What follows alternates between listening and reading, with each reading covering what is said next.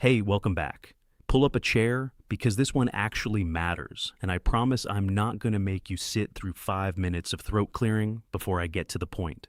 There is a particular kind of silence that shows up right before something breaks. Not the calm kind, the kind you get in a house right before an argument, when everyone's gone quiet not because things are fine, but because everyone's doing math in their head about how bad this is about to get. That is roughly where the Republican Party is standing right now. 3 months out from the midterms, and I want to walk you through exactly how they got here, because it is not one story. It's about four stories, all landing on the same man in the same week, and none of them are the kind you can spin your way out of with a press conference. So, let's start with the number, because the number is genuinely staggering. According to the Silver Bulletin's tracking released this week, the president's net approval rating has hit minus 20.6. That's roughly 38% approving, close to 59% disapproving. Now, to put that in perspective, at the same point in his first term, his net approval was 9 points higher. 9. Which means, and I want you to sit with this for a second, Donald Trump is now less popular in year 2 of term 2 than he was after January 6th of his first term. Let that sink in, because that is not a rough patch. That is a floor giving way. And of course, the timing is not a coincidence because underneath that number is gasoline, literally. The average price of a gallon in the U.S. this week sat around $4.11, up from roughly $3.15 a year ago. And that spike traces directly back to a war in Iran that just crossed its 6-month mark, disrupting the Strait of Hormuz, through which about a fifth of the world's oil moves every single day. And here's the part that should make every Republican strategist a little nauseous. The president did not deny owning this. At a rally, he told supporters more or less that Americans might have to accept higher oil prices because of the Iran conflict, which is, if you think about it for even a second, a fairly extraordinary thing for a sitting president to say out loud 3 months before an election. Because normally the entire operation of the modern White House exists to prevent a sentence like that from ever leaving the building. Now layer onto that the economy itself, because it's not just the pump. Growth slowed to an annualized 1.5% in the second quarter, down from 2.1% in the first. A real, measurable deceleration, driven by the same war-rattling energy markets and snarling supply chains. And into that environment walks Treasury Secretary Scott Bessent, who went on television and confidently declared the so-called K-shaped economy. You know the one, where wages at the top float upward while everyone paying for gas and groceries and rent gets squeezed downward. Declared that story simply over. Done, finished, which is a bold claim to make in the same week gas hit $4.11 a gallon and growth cut nearly in third. I am not an economist, but I do know that if you have to stand in front of a camera and insist, with real conviction, that people can suddenly afford to breathe again, it is usually because a great many people have just told you, loudly, that they cannot. Now, here's where it gets genuinely interesting, because the pressure isn't only coming from voters anymore, it's coming from inside the movement that built him. Tucker Carlson this week released what he's calling a 10-point manifesto, his blueprint, in his words, for rebuilding the country after this administration is finished with it. And he did not do this quietly. He spent months assembling what's effectively a dissident wing of MAGA with Marjorie Taylor Greene, who resigned from Congress after her own very public break with Trump, as his closest ally, joined by figures like Thomas Massie and Joe Kent, who left his own counterterrorism post specifically to protest the war. Their case, roughly, is that Trump abandoned America first the moment he took the country into Iran, that he let Israel steer the policy, and that he botched the release of the Epstein files on top of it. Carlson has floated a third party. He's hosted the inner circle of this revolt at his home in Maine.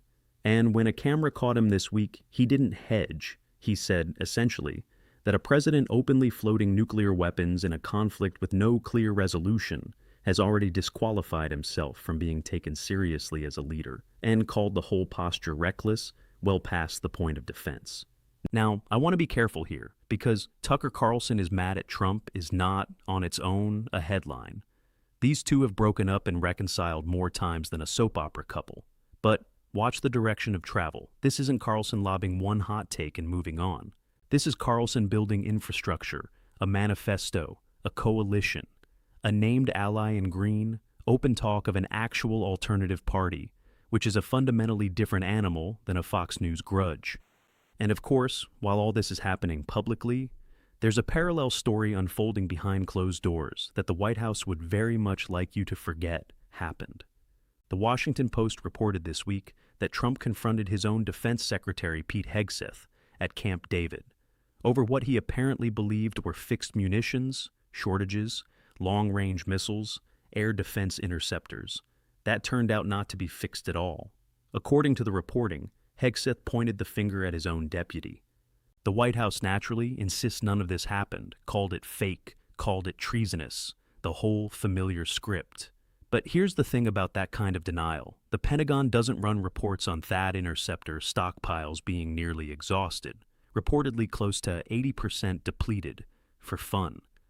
Whether or not that exact Camp David conversation occurred, word for word, the shortage itself is not really in dispute, and it's apparently a real enough constraint that it shaped decisions about whether to launch further large-scale strikes on Iran. So you have a war draining the arsenal, driving up gas prices, tanking approval, and now visibly straining the relationship between the president and the man running his own Pentagon. That is not four separate problems. That is one problem with four symptoms. And naturally, Senate Republicans have noticed, because Senate Republicans always notice eventually, usually about 90 days before an election, which is roughly where we are now. At a closed-door meeting, reporting described GOP senators openly asking when, not whether, when, the president might start focusing on the actual midterms instead of picking fights within his own party. Over in the House, the picture is arguably worse. Reporting describes several normally safe Republican seats that should be what one report bluntly called gimmies, now genuinely in play, dragged down by a mix of scandal and exactly the national headwinds we've just walked through. And this is the part I find almost funny in the darkest possible way. The one thing that could actually help these Republicans, putting daylight between themselves and the president, running hard on affordability, is politically the one thing most of them cannot afford to do, because breaking from Trump in a primary is its own kind of career suicide. So instead, a lot of them are stuck riding his messaging, whatever that happens to be on any given day, into races they were supposed to win comfortably. Meanwhile, on the other side of the aisle, Democrats are having their own quieter argument over money and strategy rather than loyalty. A moderate group is reportedly planning a $15 million spend aimed at progressive candidates, on the theory that candidate quality in places like Michigan proves the party needs to run more toward the center to hold competitive seats. Whether that theory survives contact with an electorate that, by most accounts, is simply angry and wants to see someone fight for it, that's a genuinely open question and probably a topic for its own video.